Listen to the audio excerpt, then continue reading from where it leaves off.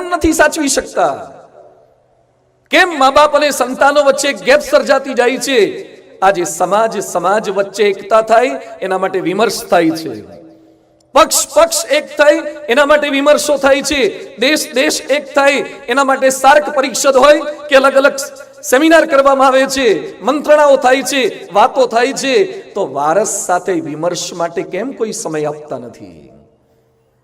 માનવ ઉત્કર્ષનો આજનો બીજો દિન છે વારસ સાથે વિમર્શ. વારસ સાથે વિમર્શ કઈ રીતે થઈ શકે એને આજે સમજવું છે. લગ્ન કરેલા હજારો લાખો લોકોની સમસ્યાના સાક્ષી છીએ અને સમસ્યામાંથી સમાધાન તરફ દોરવા માટે અમે યોગદાન આપી રહ્યા છીએ.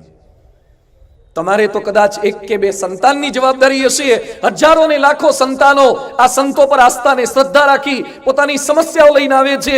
અમે બાળકો યુવાનોના આંસુ પણ લૂછીએ છીએ અને બાળકો યુવાનોની